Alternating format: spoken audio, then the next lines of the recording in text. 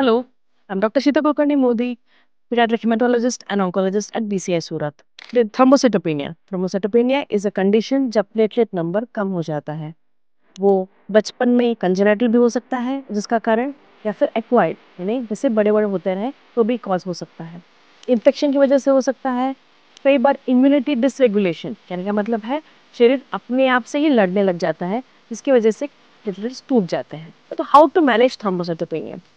Thrombocytopenia detect हो सकता है एक सिंपल सीबीसी की रिपोर्ट से। पेशेंट जब हमारे पास आता है तब हम एक सीबीसी का रिपोर्ट करते हैं। क्लियर एग्जामिनेशन से हमें पता चलता है कि जो थ्रोम्बोसाइटोपेनिया है ये ट्रू है या फॉल्स है।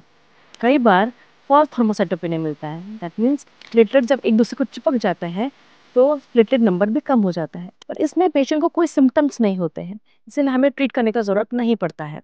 पर जब टू थ्रोम्बोसाइटोपेनिया होता है, दैट मीन्स अगर नंबर 1 लाख के नीचे हो तो हमको उसको मैनेज करना पड़ता है, डायग्नोज करना पड़ता है। डायग्नोसिस के लिए हम थोड़े बहुत टेस्ट करते हैं देखने के लिए कि whether it is cause due to infections.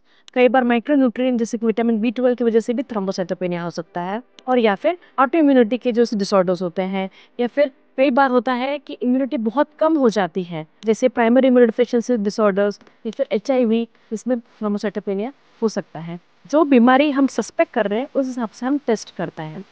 Finally when if all the reports are negative, तो बोन मैरो एग्जामिनेशन भी करना पड़ता है देखने के लिए कि क्या प्लेटलेट्स एक्चुअली बन रहे हैं कि नहीं बन रहे हैं। ट्रीटमेंट जो होता है वो उस पर फोकस होता है, प्लेटलेट बन रहे हैं कि टूट रहे हैं। प्लेटलेट अगर बन नहीं रहे हैं, इसका मतलब है कि जो बोन मैरो है वो सफिशिएंट इनफ नहीं है टू मेक हेल्दी प्लेटलेट्स।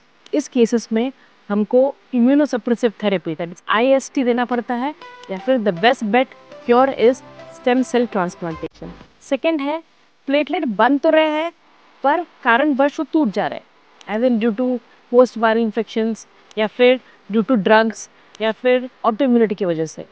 जो भी कॉज है उसके हिसाब से ट्रीटमेंट होता है। ड्रग्स की वजह से हो रहा है तो stop the drugs.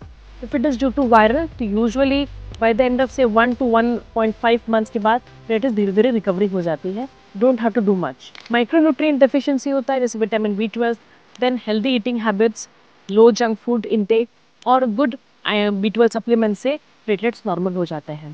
Third is autoimmunity. It is a specialised type of thrombocytopenia जहाँ पे पेशेंट्स को वेरियस टाइप ऑफ ड्रग्स लेने पड़ते हैं। कई बार स्टेरॉइड्स लेने पड़ते हैं, इम्यूनोसप्रेसेंट्स जहाँ पे हम इम्यूनिटी को स्टॉप करते हैं या फिर कम करते हैं, वो दवाइयाँ लेनी पड़ती हैं। सर्टेन अमाउंट ऑफ इंजेक्शंस लेने पड़ते हैं। But definitely depending on the diagnosis, on the etiology, cause जो थ्रोम्बोसाइटोपेनिया का हो रहा है उस हिसाब से मैनेजमेंट होता है। Thank you.